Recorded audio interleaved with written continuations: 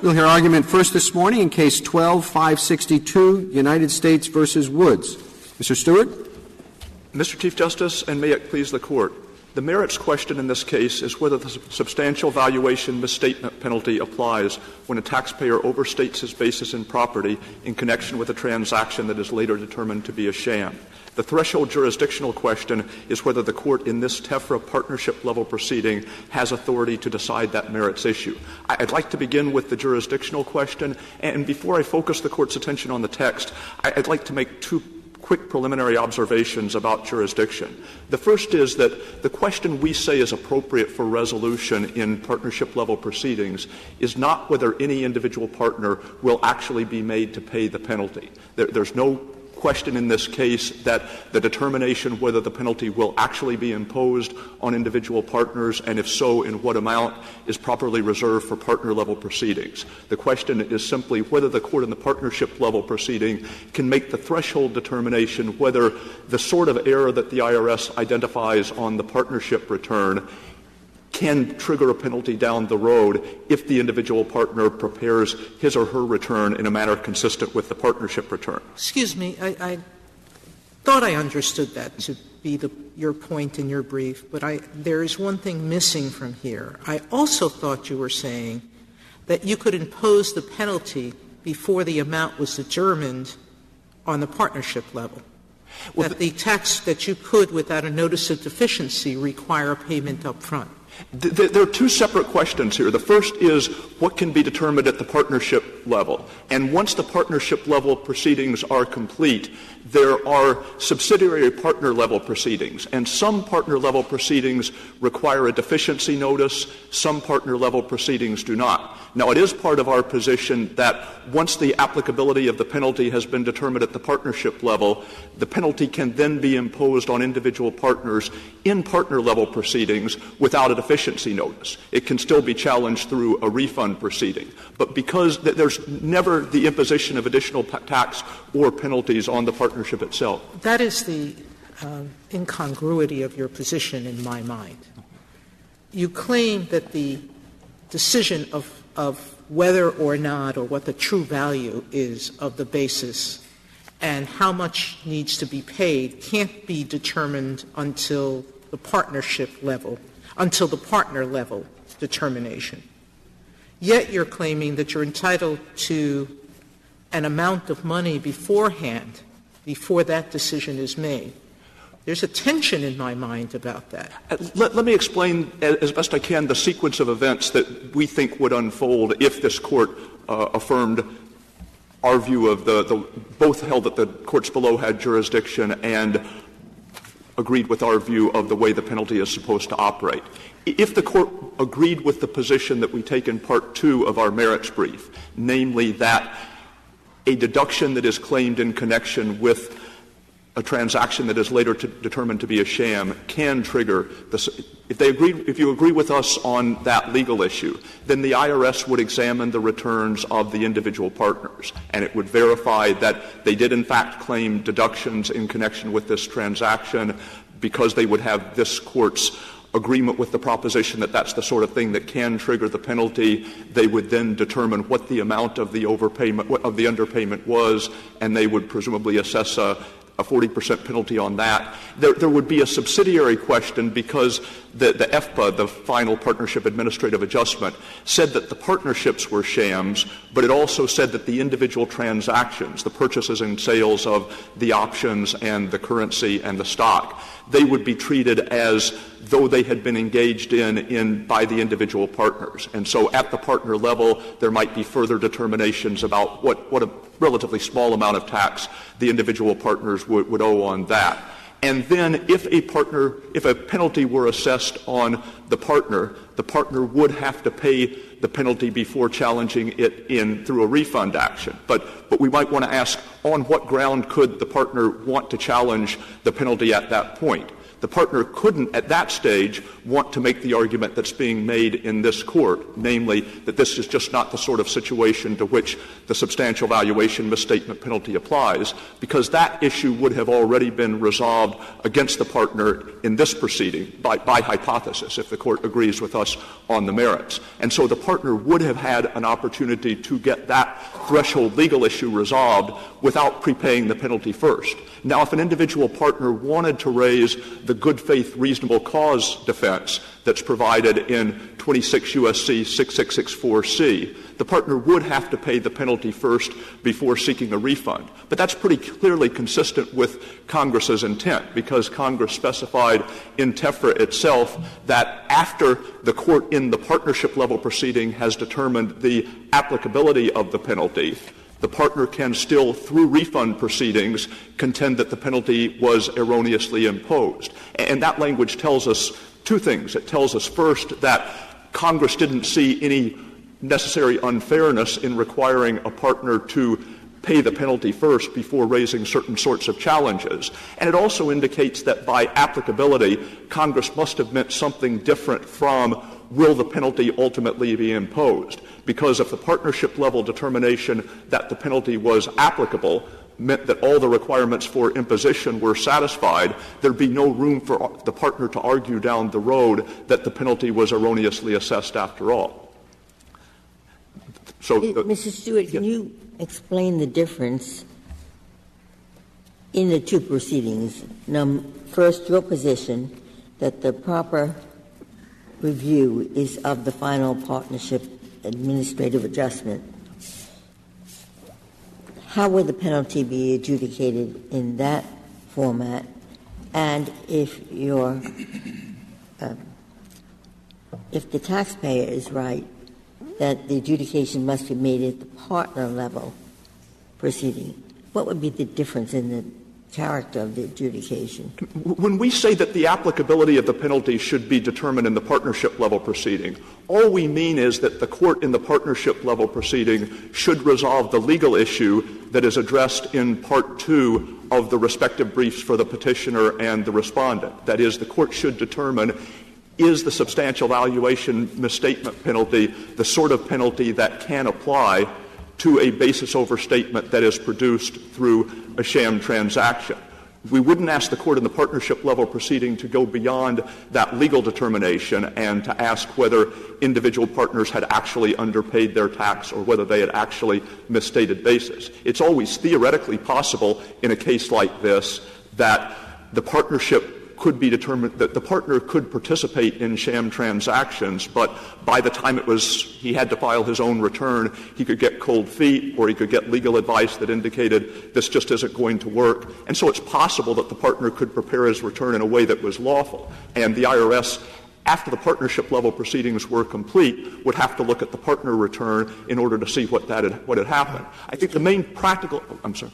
I was just going to ask if the question were determined of whether the sham transaction counts as an erroneous statement of the basis, if that were determined at the partner level and not in a partnership proceeding, would it be possible to have different outcomes? Yes, absolutely. With respect to different partners? Absolutely. And I think that's the main practical difference between the way the system would operate under our view of TEFRA and the way it would operate under Respondent's view. That is, under and you'd have to relitigate the same issue. Exactly. That under Respondent's view, the IRS was not required to say anything at all in the FPA about the potential imposition of basis overstatement penalties down the road.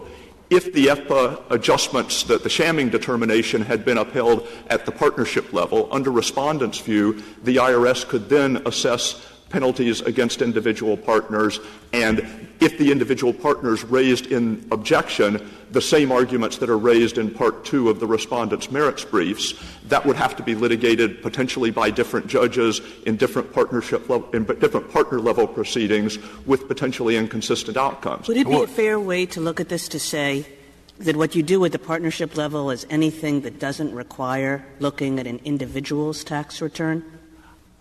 I think that's a fair way to put it, and another way we would put it is any question that will necessarily have the same answer for all partners should presumptively be resolved at the partnership level. That is, the legal issue that's briefed in Part 2 of the parties' respective merits briefs, we may be right, respondent may be right, but the answer is going to be the same for all partners. Either this is the sort of basis overstatement that can trigger the penalty or it isn't. The second practical difference that I wanted to allude to at least briefly between our position and the respondents is that 6226F is the provision that deals with the court's jurisdiction in a partnership-level proceeding. 6221 is the provision that tells the IRS what it's supposed to do at the partnership level. And it also tells the IRS determine the applicability of any penalty that's related to an adjustment to a partnership item. Now, one advantage of requiring the IRS to make at least this sort of threshold determination of penalties at the outset is that if the IRS makes an adjustment to a partnership item, and the IRS believes that it is the sort of adjustment that down the road could trigger the imposition of penalties, that's the sort of thing an individual partner would want to know in deciding whether to challenge the adjustment. Is it correct that your position would allow the IRS to evade the normal statute of limitations? I don't Efficiency? No. I don't see how. I'm not sure exactly what argument you're referring to, but there are provisions that deal with the way the limitations periods runs depending on when the partnership return is filed and when the partner returns are filed. But I don't see how that would happen. We would still be subject in assessing penalties against any individual partners to whatever limitations period the code provides. And either we would or would not have obtained a legal ruling on the legal issue, whether the penalties are the sort that could follow from this partnership item adjustment, but I don't think it would have implications for the statute of limitations. Using the language of the statute that you just quoted, can you explain to us what is the adjustment of the partnership item? That is, the statute says to determine the applicability of any penalty which relates to the adjustment of a partnership item. So what was the partnership item adjustment? Yes, Justice Ginsburg. This is on page 6A of the appendix to the government's brief. And the adjustment to the partnership item is the shamming determination, the determination that the partnerships were not engaged in for business purposes, that they were engaged in purely as tax avoidance measures. And respondent concedes that this is a partnership item because respondent concedes that the district court had authority to review the shamming determination, decide whether that determination was appropriate. And that concession necessarily depends upon the proposition that the determination that the partnerships are shams was an adjustment to a partnership item. And it makes sense for two reasons. First, because the determination whether these are valid partnerships necessarily underlies any other determination that the IRS would make about the proper tax treatment of items reported on the partnership return. And second, it is the sort of determination that is going to have one answer for every partner. Either the partnership is a sham or it's not, but it can't be the case that a particular partnership is a sham with respect to some partners and not others. What Judge Santel said in his opinion for the D.C. Circuit is that, agreeing with everything you've said, that means that the misstatement of basis might be obvious on the individual partner's returns. What's wrong with it might be obvious, but it still is made on those returns, and therefore that doesn't fall as a partnership item. Now, we would agree with Judge Santel that outside basis in and of itself is not a partnership item, and outside basis in and of itself is not designated as one of the things that the court in a partnership-level proceeding can determine. And usually it would be inappropriate to determine outside basis at that stage because typically outside basis will vary from partner to partner. But there are some instances in which a court needs to determine outside basis. Excuse me, why would it vary from partner to partner? I mean, in the more typical case, the outside basis would depend upon the amount that a particular partner had paid for his own partnership interest. And so in that situation, not every partner would necessarily have paid the same thing. But there are fairly rare situations in which, in order to make some determination that is specified in 6226F, The court and the IRS along the way have to determine outside basis. And one example we gave on page 32 of our brief, we have a footnote that says it's not implicated here, but outside basis is sometimes a component of a partnership item such as inside basis. And we cite a case that was ultimately decided by this court, but it's a case in which a partnership took advantage of code proceedings that said you can step up your inside basis to match the outside basis of your partner. But isn't it your position in this case that outside basis in this case is necessarily related to inside basis? I think or am I misstating it? I think what we are saying is, in order to determine whether the substantial valuation misstatement penalty would be triggered down the road, the IRS and the court would have to make would have to decide what is the proper outside basis in a sham partnership. If a lawyer saw an adjustment that said we regard these partnerships as shams, and the lawyer were asked, does that mean that I could be subject to the substantial valuation misstatement penalty if I reported deductions on purported losses from that partnership? The only way the lawyer would answer that question is to ask, well, what's true basis in a sham partnership? But if we were to write an opinion which says, an opinion ruling in your favor, that in this case outside basis is necessarily related to inside basis in this transaction, you would say that's wrong? I wouldn't put it that way. I mean, I think in this... Why? And why is that? Because I think that's not really the reason we're saying the court needs to... I pointed the court to a different case in which outside basis had to be determined at the partnership level for a different reason, namely because in that case, it was a component of inside basis, and since inside basis is a partnership item, you can only determine that partnership item by reference to outside basis. Here we have a somewhat different argument. We're saying the thing that had to be determined at the partnership level was the applicability of the penalties, and the only way you can decide whether the substantial valuation misstatement penalty is applicable is to determine what would be true basis in a sham partnership. Mr. Stewart, if we go over to the merits, if this case came up today, and today we have a penalty that wasn't there originally, and that is for a non-economic substance penalty, would the government today be going under that non-economic substance penalty, or would it be going under the 662B3, that is the substantial valuation misstatement? Or is it the government's option that can pick one or the other? I think it's the government's option, and it may be helpful to look at page 18A of the appendix to the respondent's brief, because that actually reproduces the current version of the code that contains the 2010 penalty that you're referring to. If the government could choose either one, what would determine its choice? I mean, in some instances, the government will pick the one that it thinks is easiest to prove. Some of the penalties are limited to 20%, whereas some can be bumped up to 40%, and we would look for the 40% penalty. But if I could, on page 18A, we're talking about section 6662B, and it says portion of underpayment to which section applies. And then it says, this section shall apply to the portion of any underpayment which is attributable to one or more of the following. And then it lists 6 items.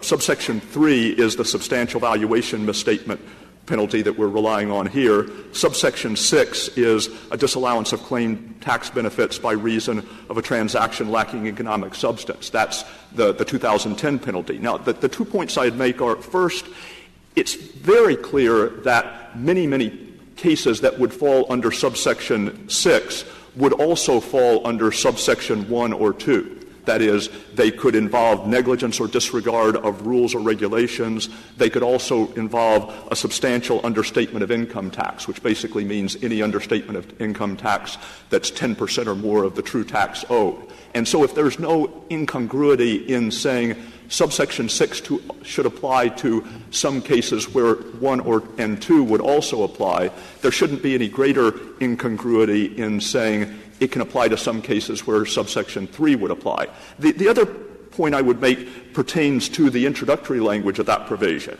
And it says, this section shall apply to the portion of any underpayment which is attributable to one or more of the following.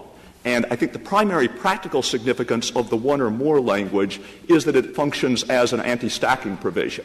It tells you it doesn't matter whether your underpayment triggers only one of these penalties or all 6 of them. You're still limited to 20% unless you can get the 40% through some other provision. So we can't take advantage of the fact that that more than one penalty applies to a particular transaction by getting 20% on top of 20% on top of 20%. But the very fact that Congress used that language, which is attributable to one or more of the following, indicates that it anticipated situations in which particular underpayments would be attributable to more than one of those penalties. It didn't see any anomaly in the idea that a penalty that triggers subsection 3 could trigger subsection 1 or 2. And again, there's no reason to think that there's a greater anomaly with respect to subsection 6. The other thing I would say is that in this case, 3 and if it arose in connection with a transaction that occurred today, 3 and 6 would be coterminous.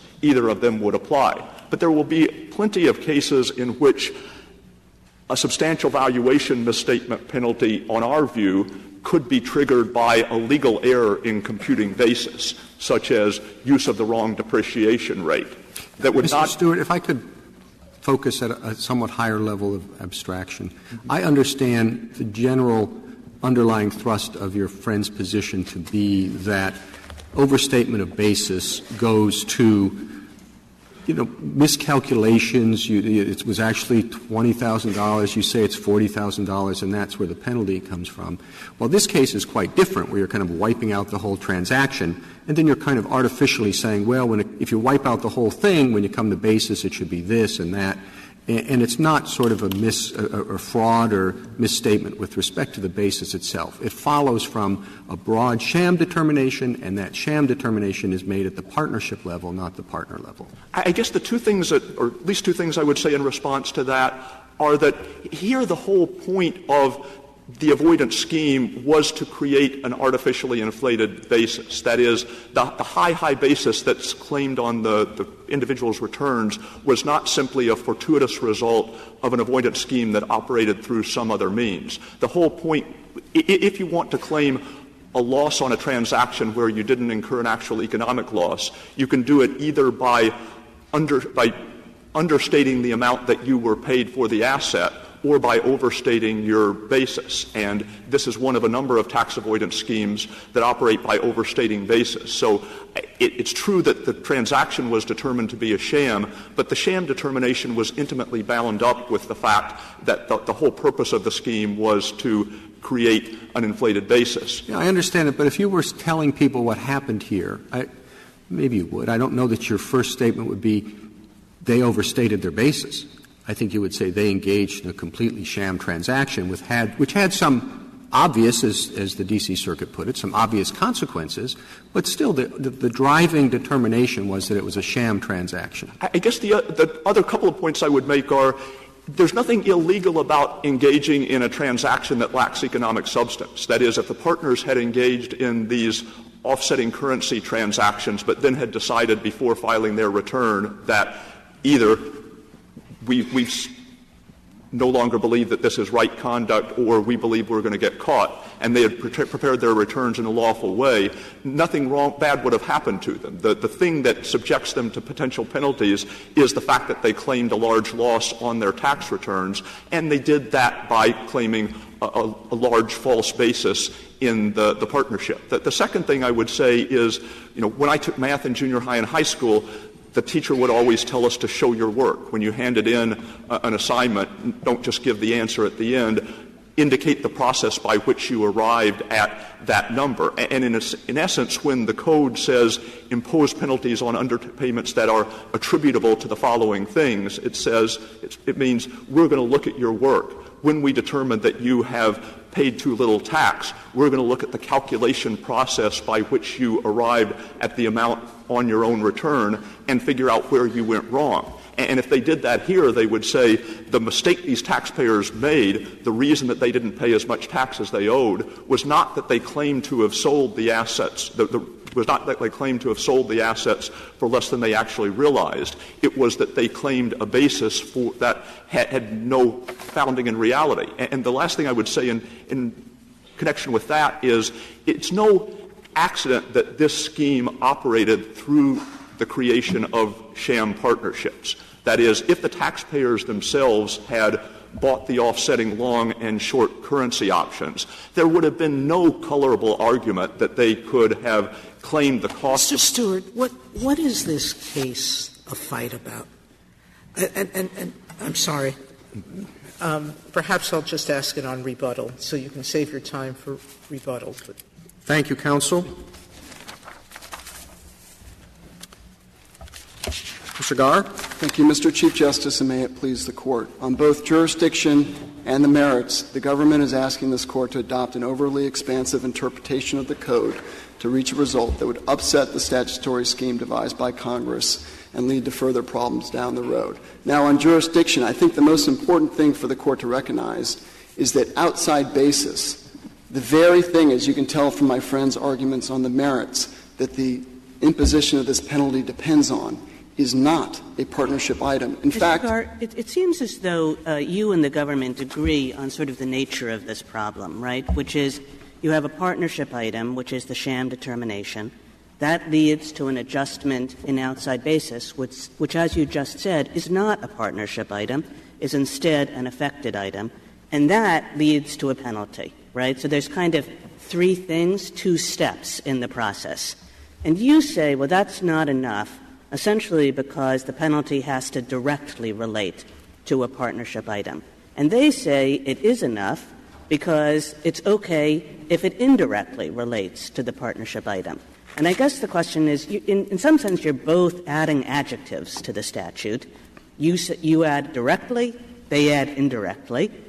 How do we pick between those? Well, I think the government is asking the Court to add a great deal more than that. And just to go to the statutory text, with the provision, it's 6226, and it's on page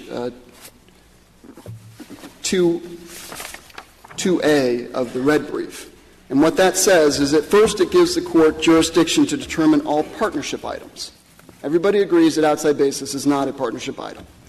And then it gives jurisdiction to the Court to determine penalties that relate to partnership items. And what the government is asking this Court to do is essentially to read this to say that relates to partnership items or that relates to non-partnership affected items, like outside basis. And the reason why the Court shouldn't do that is, first, in a scheme that divides the world into partnership items that can be determined at the partnership level and non-partnership items that must go to the partner level, when Congress says partnership item, that's significant. It has defined terms of non-partnership item or affected item. It said partnership item. So we think that it necessarily excluded non-partnership affected items here, and that's the way to read it. And second, if you read the relates to as broadly as the government says, then it makes no sense.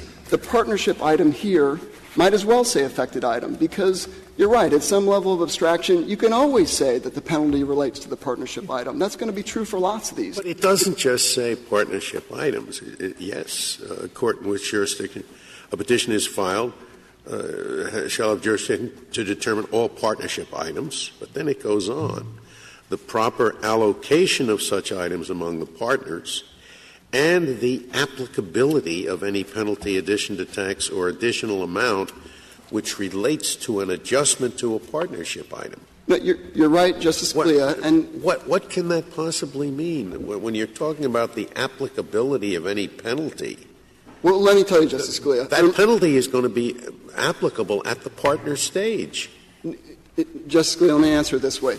Partnerships can do many things, just like individuals and corporations, and they can engage in things that that trigger penalties. A partnership can misreport its income. A partnership can make a valuation misstatement. A partnership can engage in negligence. And the Court can determine the applicability of those penalties. Now, it's true that down the road, in a mathematical adjustment, the Court is looking to whether or not the partner repeated that error on its return. But what's fundamentally different about this case is the penalty depends not on the partnership, just a partnership item. It depends on this outside basis determination that a court can't make. I mean, to put it another way. Are there cases in which the partnership is liable for a penalty?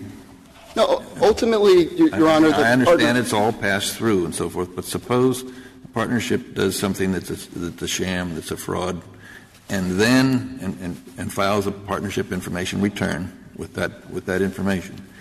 But then the partners find out either because of a ruling of the court that it's void or because they have second thoughts that they're not going to do that, so they change their their own tax return.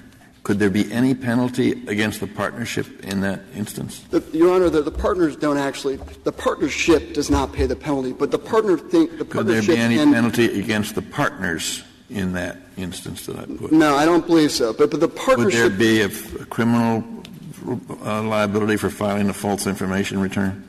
I mean, ultimately, I think that would trickle down to the partners. But, Your Honor, I think there are two different schemes here. One is where the partnership is doing things that actually does trigger the penalty. Take the 2010 non-economic substance transaction. Then that just fortifies the point that Justice Scalia made, that the applicability of the penalty, it's always going to relate to the partners. Yes and no, Your Honor. Yes, in the sense that ultimately what you're looking in the proper proceeding is to determine whether or not the partner repeated the error that's on the partnership return. But you can say at the partnership level that a penalty is applicable because everything is complete. All the elements can be determined. The partnership is misreported its income. In this case, you just can't say that because outside basis isn't reported anywhere at all on the partnership. So what? That is, I mean, as I understand it, you agree that on the partnership level, the IRS could say the following in a hypothetical I'll now give you. The partnership says that this asset has a basis of $10 million. We sold it for $8. Therefore, the partnership has a loss of $2. The IRS says the real value was not $10 million basis, it was a $2 million basis. And therefore, in fact, you don't have a loss of 2, you have a gain of 8. Moreover, your understatement was more than 400% or whatever the percent is. You know, it was a huge, it was $8 million, overstatement, and therefore penalties of 400% attach. Okay? You agree they can say that? At the partnership level, because you're talking correct. Inside basis, not outside basis. Correct. Well, I understand you're making this. But what they've actually done there, since it doesn't say anything about inside, outside, is they're saying, partners, to the extent that you use this on your own return, remember, there's a 400% penalty attached. Okay, you agree they can do that. Now, what they've done here is they've said, there is no partnership. So, to the extent that you use this as a basis, as you use this on your individual return, remember, there's a 400% penalty attached, because 4 times 0 or whatever it is, you understand the mathematics. So, we haven't got any reference to inside-outside basis here. In both cases, it seems to me they're doing roughly the same thing. And so where in the statute does it say they can't do it? They're saying, indeed, a penalty attaches Your Honor, to I think the use of this partnership by you, the partner, to reduce your taxes. Not to the extent you don't use it, of course, you don't have to pay anything. But to the extent you use it, you have to pay whatever it is, but plus the 400%. What the court is doing in both of those situations is fundamentally different. In one case, it's looking at the partnership return, looking at how the partnership reported the basis, and determining that the basis overstatement penalty would apply because of the error committed by the partnership. Mm-hmm. That is everything that we think the court can do under the statutory provision we just referred to. If you determine the applicability of that penalty because it relates to a partnership item, the partnership's statement of its income or basis on the partnership return. Now, what's happening here is the partner The penalty is applying to the partner's statement of basis. That outside basis doesn't appear. So then the question is this. The question is, do the words partnership item in the section scope of judicial review refer only to those items that the partnership, in fact, is concerned with, or do they consider the partnership itself? Right. And that's the issue. The three circuit courts that have addressed that have agreed with us. And as Judge. We're interpreting the word partnership items in that statute, and you're saying the partnership itself is not a partnership item.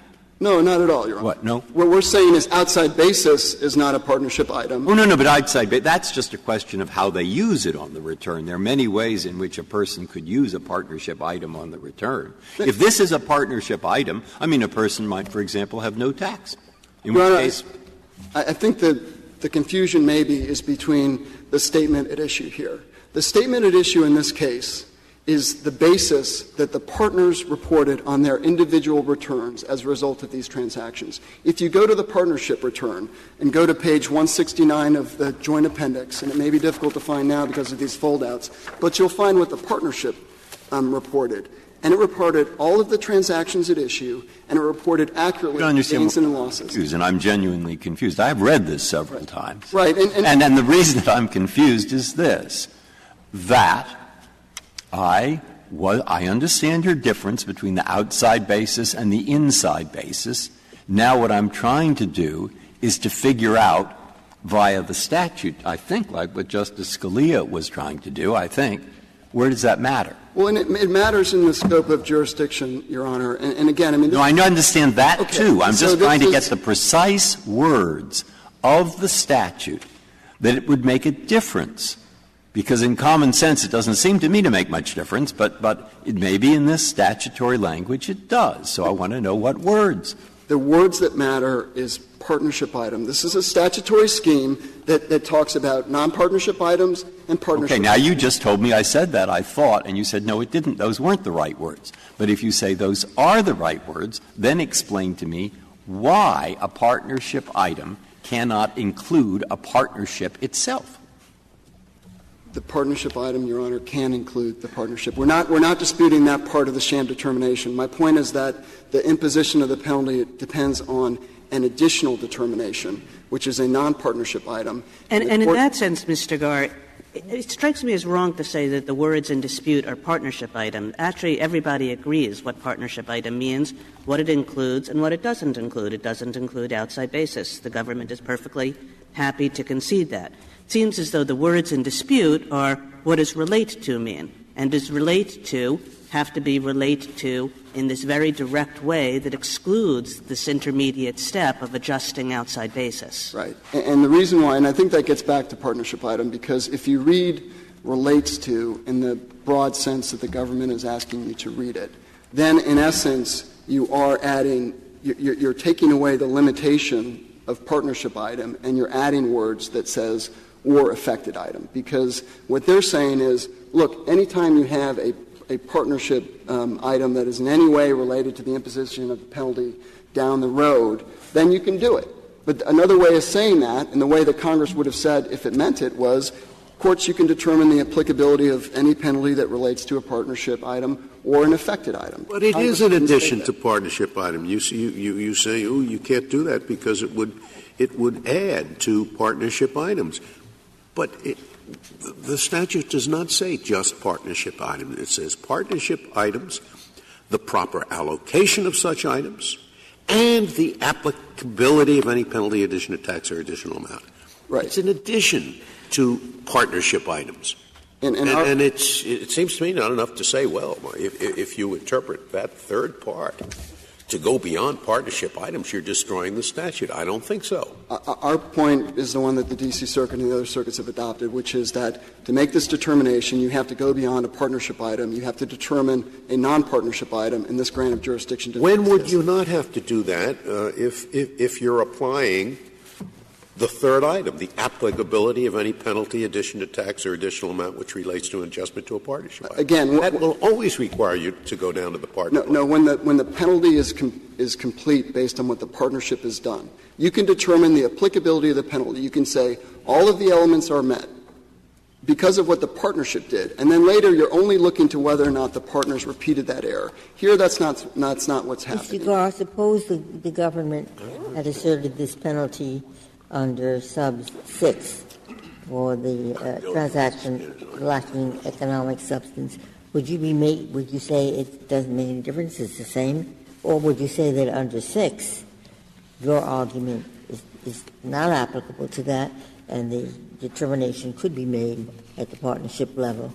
It would, Your Honor. The non-economic substance penalty that Congress passed to cover the situation here solves all the problems. As to jurisdiction, courts could determine it at the partnership level because looking to whether or not the partnership is a sham is a partnership item, and so courts have jurisdiction to do that. And, of course, that solves the merits question, too, because Congress actually addressed the situation here. On the merits, instead we have the government trying to fit a square peg into a round hole. I mean, on jurisdiction, before I go to the merits, I just want to talk about the practical consequences of this ruling. It's very significant from the standpoint of the taxpayers. What the government wants to do is funnel all of these penalty determinations into a computational adjustment, as opposed to the deficiency proceeding, which is the default rule under the statute, Section 6230. And from the taxpayer's perspective, that has huge consequences. It means that the taxpayers have to pay the refund up front, as Justice Sotomayor recognized. That means that even in disputed penalties, they've got to pay all that up front. And then that limits their ability to challenge it. It means they can't go to the tax court to challenge it. They have to do it in a more expedited fashion. The default rule is deficiency proceedings. That is where Congress intended these penalty issues of the type that we have here that pertain to non-partnership items. Let me ask you something. There's no reason to go into a sham transaction except to misstate the outside basis in the individual partnership level. So it's low-hanging fruit, according to the D.C. court, but why shouldn't you be able to pick it? I mean, it's sort of obvious, just as it's obvious that if a partnership item has a miscalculation that the partner is going to include it in their tax return later. That's why we permit the penalty to be imposed up front and to pay the tax up front, because you're making an assumption that it's been included erroneously on the partner level. I think what you would be doing is assuming a fact necessary to the penalty that outside basis was reported as 0 for purposes of finding jurisdiction. And we don't think the court could do that. The government acknowledges that it's at least possible that the taxpayer in a fit of conscience or having more fully understood the transactions would not inflate its basis. It would report a 0 basis. And yet nobody would know that in the partnership level proceeding, because the partner's outside basis isn't even before the court, before the IRS or the court in that proceeding. Try again. Can I just try once more? Suppose that a person owes a gift tax, and what he gave to his children or whatever was in part an interest in a partnership. Now I go back to my example, because I want to get my example is that everybody agrees that the 10 million versus 8 million, there's a penalty attached. Well, he doesn't take that into account when he gives the gift. Now, if he did give the gift, he'd have to pay a tax on the gift, on his gift tax return. Okay? They assess that they would assess that, wouldn't they? Even though it's a gift tax return, not a income tax return. Right. I mean, ultimately. Okay. So no matter what kind of return you use, no matter what the tax situation, if the partnership real value makes a difference, you have to put it in, don't you? In the individual return. Yeah. In individual gift tax return, maybe it's an estate tax return, maybe it's an income tax return. You do, but the partnership. So it affects the taxpayer differently. And I'm just saying, why does it matter? The way this affects the taxpayer is through what you call his outside basis. Why does that matter? Your Honor, every partner's outside basis is going to vary in the typical situation. Yes, but of course, in my example, too, it will vary. Of course it will vary. Some people will have no tax to pay, no extra tax, because their income tax that they paid was 0. In fact, the government owed them a refund, so it didn't matter. It varies in many ways. So since it varies in many ways and varies by many returns, it might vary depending upon whether it affected your outside basis or something else. And the fact that it can vary, Your Honor, is one of the reasons why Congress wanted these determinations made at the partner level. And another thing on the jurisdictional question, I don't think the Court could resolve this question looking only to the sham partnership situation here. Sometimes transactions are shammed, sometimes partnerships are shammed, and the jurisdictional question or answer to the question should apply across the board. And yet, if you have a situation where you have only a transaction shammed, then even the government would have to acknowledge that basis could be affected in many different ways in that situation. And again, getting back... Couldn't the government have pursued this instead of saying, it's a sham partnership? Couldn't the government simply have said that the partnership overstated its basis? It couldn't and it didn't, because if you go back to page 186, 169 of the Joint Appendix, everything about these transactions is accurately reported on that form, which is in the partnership return. The partnership actually reported a gain on these transactions. The error comes in at the partner level and is only on the partner return in the situation. And that's why you can't determine outside basis at the partnership level, and that's why you can't determine the applicability of this penalty at the partnership level. I have a second question, which I asked your friend as well. Is he correct that if we rule for you, each partner may have a different result because different courts will find this to be a sham or not to be a sham? No, Your Honor, in this sense. If this Court resolves the merits question, then that ruling, whether the penalty applies or not in this context, is going to apply to all partners. So that issue is not going to vary by partner. What can happen by partner is different partners may have different outside basis. Even in this situation, my friend acknowledged you could have a partner that nevertheless reports 0 as his basis in this situation and not the inflated basis. But why couldn't one court say, I don't think it's a sham partnership? Well, that determination, Your Honor, is being made at the partnership level, and we agree that it can be made at that level, and that determination applies to all the partners. There's no inconsistency about that. The only question here is whether the partnership level court can determine the applicability of the basis misstatement penalty, as the government calls it, and it doesn't have jurisdiction to do that because it depends on that outside basis. But I think and you're you say really that you say that that's not true because individual partners may respond differently to the partnership determination with respect to the basis. Yes. Some of them are going to put in something else, but somebody may put in 0 for a number of the reasons that the IRS's counsel suggested. Yes. And now I suspect that those will be only in rare circumstances.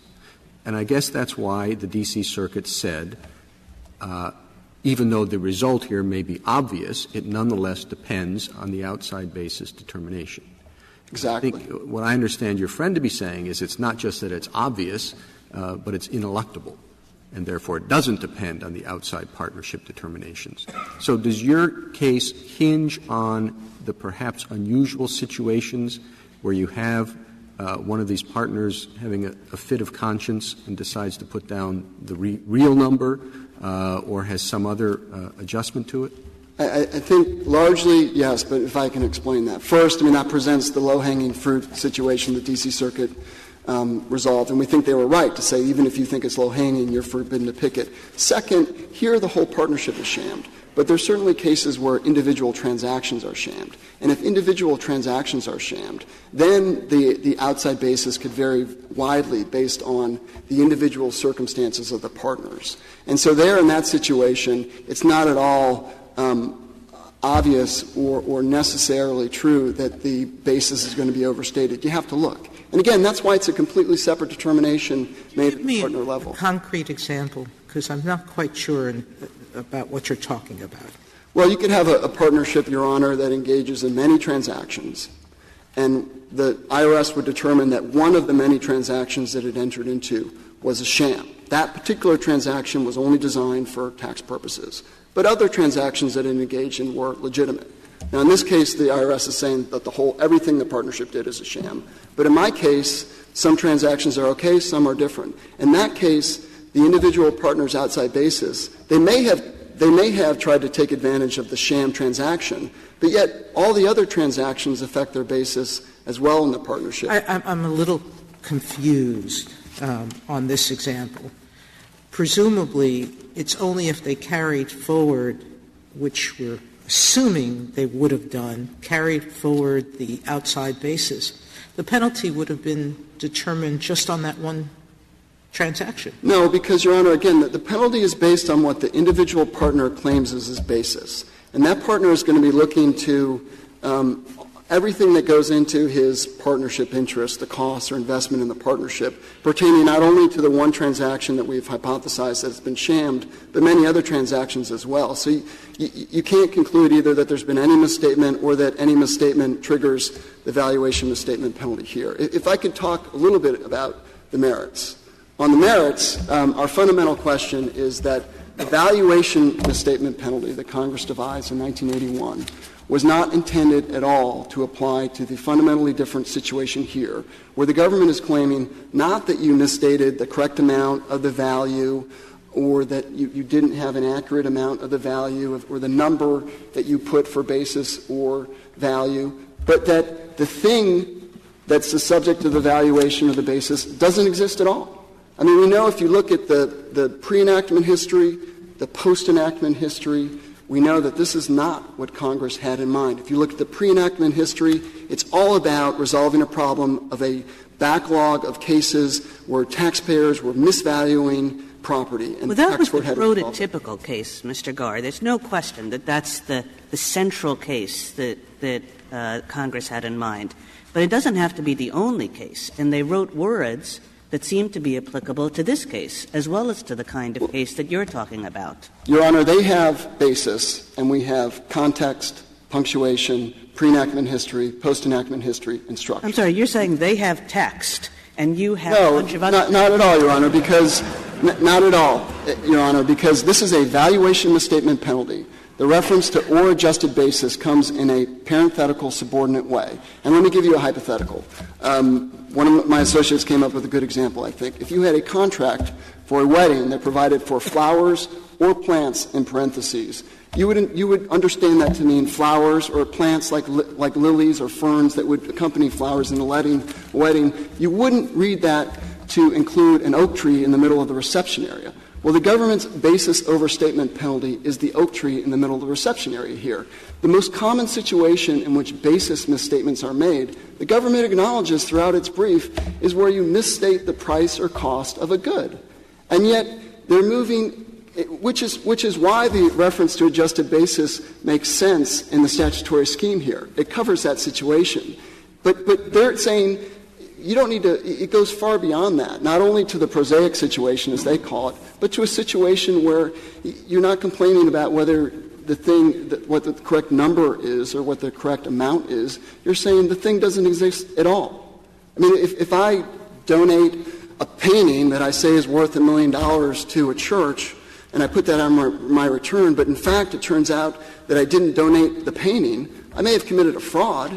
I may have lied about contributing to painting, but I haven't made a valuation misstatement, nor have I misstated my basis. And I think our position is here that if you look at everything, as I mentioned, the words of the statute, the context in which a basis appears, the structure, there's a graduated scheme that makes no sense with a zero basis situation, which is essentially a nullity. If you look at the fact that Congress addressed this in 2010, not by amending the valuation misstatement penalty, but by enacting a penalty designed to apply to the situation, the non-economic transaction situation. So just to be clear, if 6 had been on the books, then you would have no quarrel with the government's position. They could do this at the partnership level? Yes, absolutely. That's the way Congress designed. And then the last — I didn't get the question. If what was on the non-economic substance transaction penalty that was enacted in 2010 was on the books, what would happen is a court could determine the applicability of that penalty, which is based on what the partnership did at the partnership proceeding,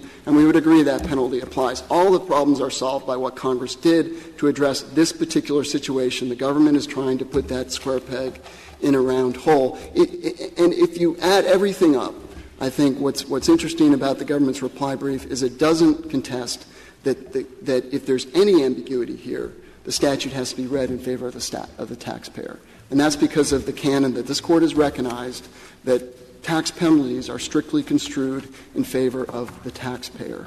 Here, at a bare minimum, there is ambiguity as to whether the Congress that passed the valuation misstatement penalty ever intended it to apply to this fundamentally different situation where no one disagrees about the numbers reported on the return. Again, if you go to the partnership return, the transactions are accurately reported.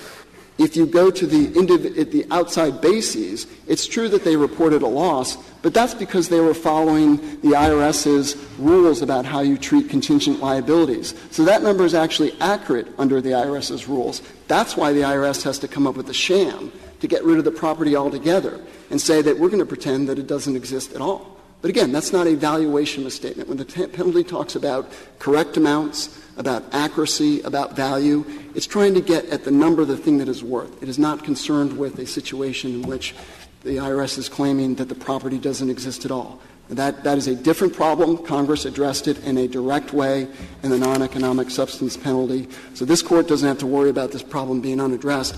But what it should do is correctly interpret the penalty that Congress enacted, which was on the books when these events occurred, which is the valuation misstatement penalty.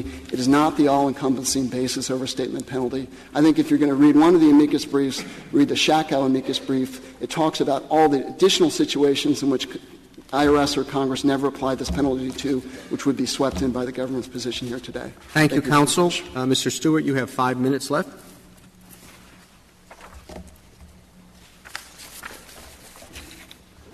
Mr. Chief Justice, Justice Kagan, I agree with your point that on the jurisdictional issue, the crucial contested language is relates to, and the issue is whether the basis overstatement penalty here relates to the shamming. How does it not? Partnership item is defined to include legal and factual determinations that underlie the determination, among other things, of income, credit, gain, loss. Okay.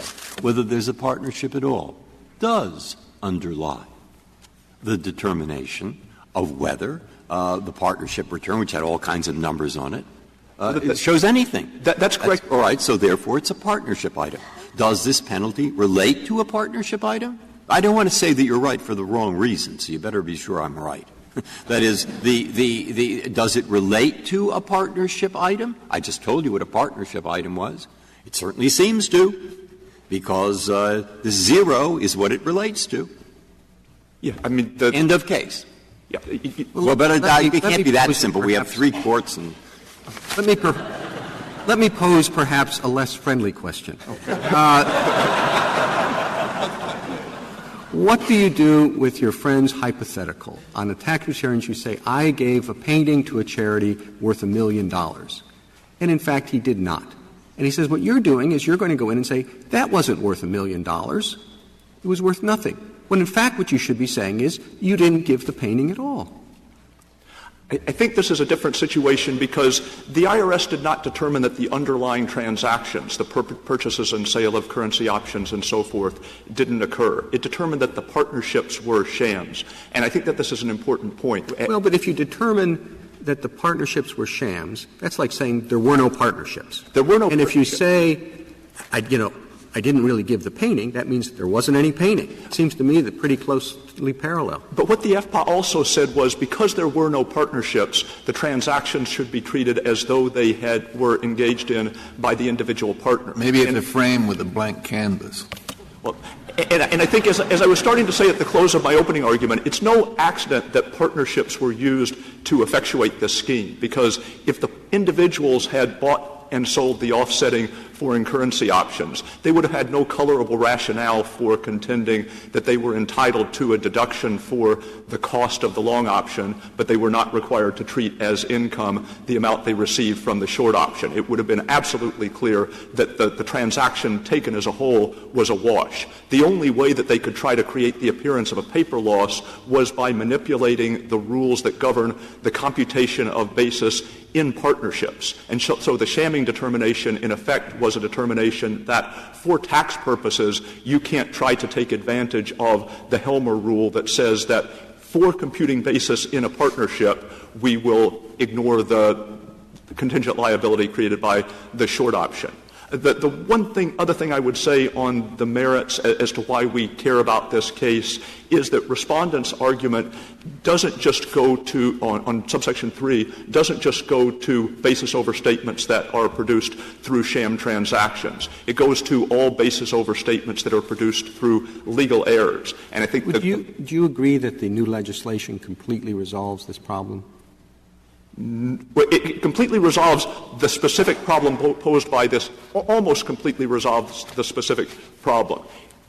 Subsection 6 undoubtedly would cover this case. Now, subsection 6, the trigger for having a 40% penalty rather than a 20% penalty is slightly different. Under subsection 6, if you disclose the relevant information on your tax return, then even if it's later determined that the transaction lacked economic substance, you would be subject only to the 20% penalty. Under subsection 3, you can get the 40% if the overstatement is 400% or more, regardless of disclosure. But it almost completely covers it. But could you go back just one moment to the practical point that your brother made? Is this issue only about whether you collect the tax beforehand or after? Because he says that they're bound in a partner-level proceeding to the finding that the outside basis was that if it was claimed in the partnership level, it was zero. With respect to jurisdiction, the question simply goes to the allocation of responsibilities between the partnership-level court and the partner-level court. Now, when he says we're trying to avoid deficiency proceedings, I think it ignores the fact that under our reading, the important legal objections that Respondent has made to the penalty, namely the arguments that are set forth in Part 2 of their brief, can resolve, under our theory, can be resolved at the partnership level without prepayment of penalties. Thank you, counsel. The case is submitted.